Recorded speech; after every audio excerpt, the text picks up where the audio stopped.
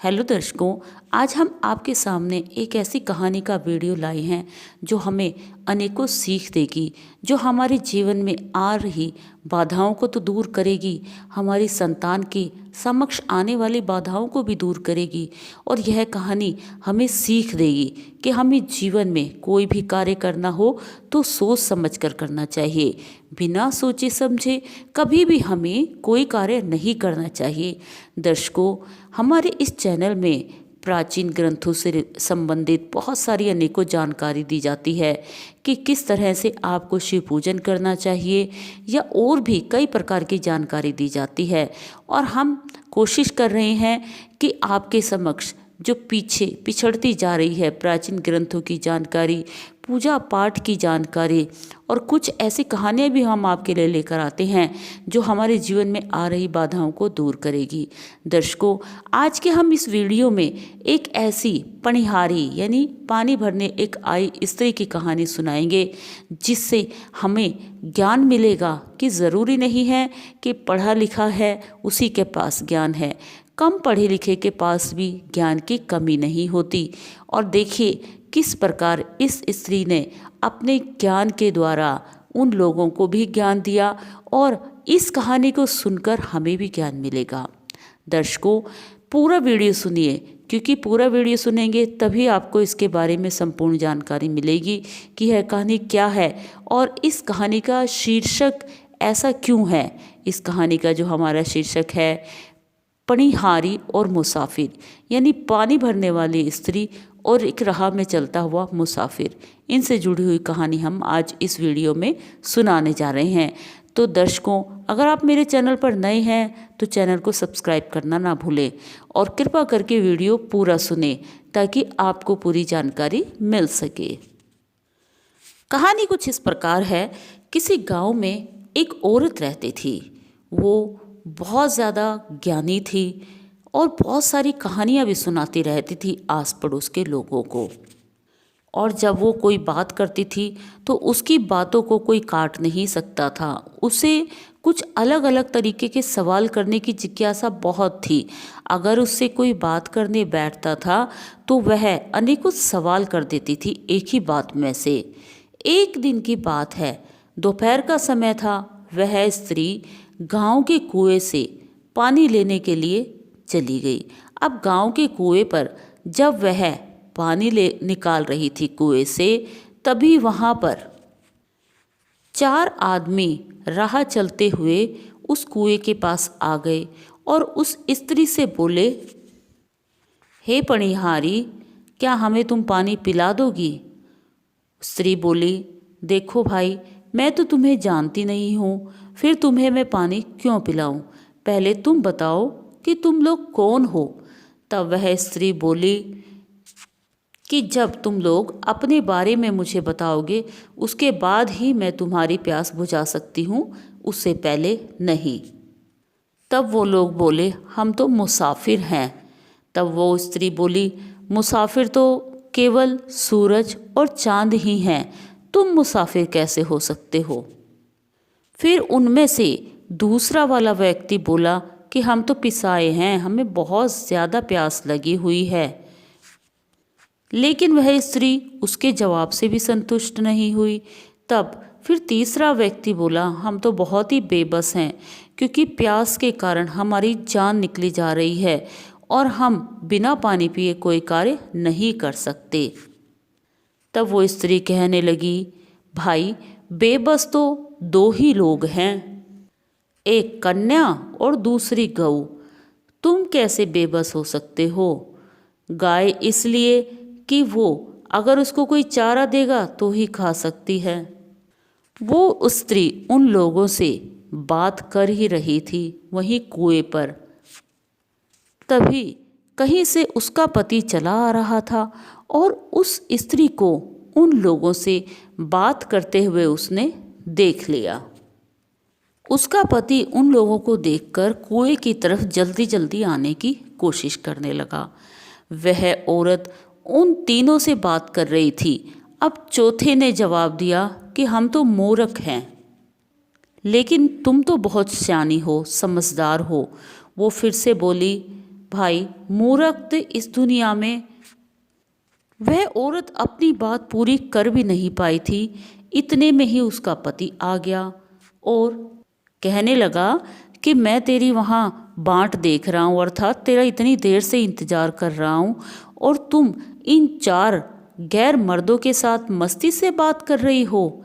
चुपचाप घर की तरफ चलो। वह स्त्री अपने पति के साथ घर की तरफ चल पड़ी और घर जाने के बाद उसका पति बोला कि तेरा चाल चलन ठीक नहीं है। तब वह औरत कहने लगी, यह झूठ है, मैं तो बिल्कुल सही हूँ और मेरा चाल चलन भी सही है। दर्शकों, वह स्त्री अपने बारे में अपने पति को सफाई देने लगी, लेकिन उसका पति उसकी बात को सुनने को ही तैयार नहीं था।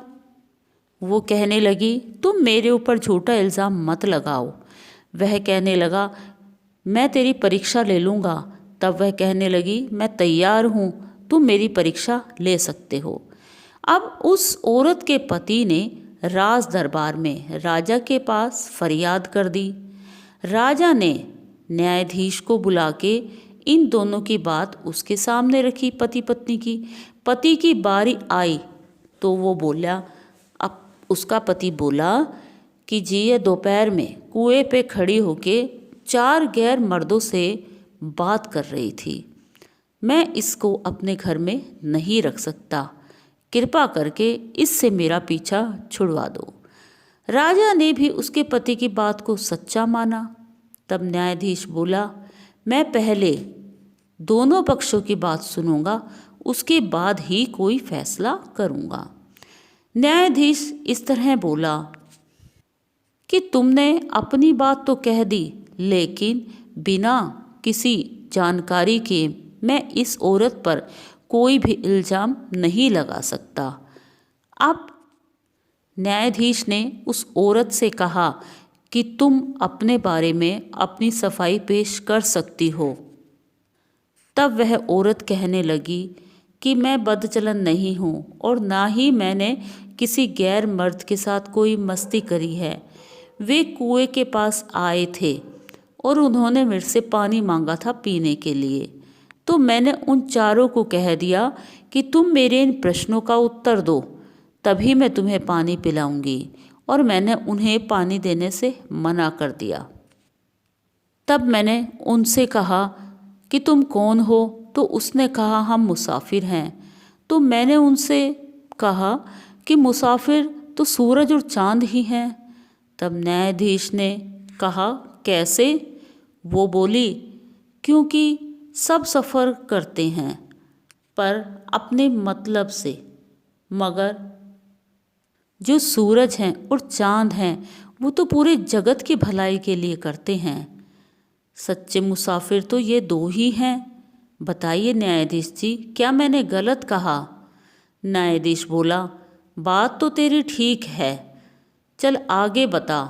फिर वह बोली, उनमें से दूसरा बोला, हम तो पिसाए हैं। तब मैंने कहा, बस 2 ही चीज़ें तिसाए होती हैं, एक चातक और दूसरी धरती माता।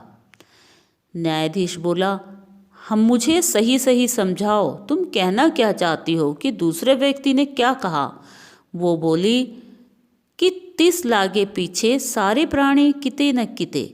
इसका मतलब है कि हम धरती माता पर और चातक पक्षी की प्यास जब बुझा सकते हैं जब भगवान बरसाता है, कि कुछ ऐसे पक्षी और जो धरती माता है उनकी प्यास केवल भगवान ही मिटा सकता है, मैं या आप नहीं। न्यायाधीश उसकी इस बात से भी सहमत हो गए। फिर न्यायाधीश को उसकी बात भी माननी पड़ी। वो फिर बोला, आगे क्या हुआ, आगे बताओ। तब वह औरत कहने लगी, तीसरा आदमी बोला, हम तो बेबस हैं। मैंने कहा, बेबस तो दुनिया में 2 ही चीज़ें हैं, एक कन्या और एक गऊ। सुन के न्यायाधीश बोला, यह बात समझ नहीं आई, तुझे समझानी पड़ेगी। तब वह औरत बोली, देखो जी, गऊ का मालिक उसका जेवड़ा खोल के किसी की भी हाथ में पकड़ा देता है और वह बेचारी कुछ नहीं कर सकती। और यही बात कन्या पे भी लागू होती है कि उसके माँ बाप जिसके साथ चाहें उसके फेरे करा देते हैं और उसको जिंदगी भर उसके साथ जाने के लिए भेज देते हैं। तो दोनों ही बेबस हैं, गाय भी और कन्या भी। अब न्यायाधीश को उसकी यह बात भी सही लगी। फिर बोला कि चौथा व्यक्ति क्या बोला? तब वह औरत कहने लगी, चौथे व्यक्ति ने कहा हम तो मूर्ख हैं। तब मैं बोली कि मूर्ख तो इस जगत में दो ही हैं। इस बात का जवाब मैं उसे दे पाती इससे पहले मेरा पति आ गया और मुझे घर ले गया। फिर सारे दरबार में मेरी शिकायत कर दी और मुझे बदचलन कहने लगा कि मेरा चाल चलन ठीक नहीं है। दर्शकों, यह कहानी हमें ज्ञान देती है कि बिना सोचे समझे हमें किसी के बारे में कुछ उल्टा नहीं सोचना चाहिए। अब न्यायाधीश बोला, देख, इतना तो हम समझ ही गए हैं कि तू बदचलन नहीं है, पर इस सवाल का जवाब तो तुझे देना पड़ेगा कि संसार में दो मूर्ख कौन कौन हैं। वो बोली, सरकार जी क्या करोगे, जाने दो, बस न्याय कर दो। न्यायाधीश बोला, इस सवाल के बगैर तो न्याय नहीं हो सकता। जब तू जवाब देगी उसके बाद ही न्याय किया जाएगा। तू समझदार औरत है, तेरा जवाब गलत कभी हो ही नहीं सकता। तब वह औरत कहने लगी कि न्यायाधीश जी महाराज जी, मैं जवाब तो दे दूंगी, लेकिन अगर यह बात मेरे पति को बुरी लगी तो उसके लिए आपको मंजूरी देनी पड़ेगी, आपको ही संभालना पड़ेगा।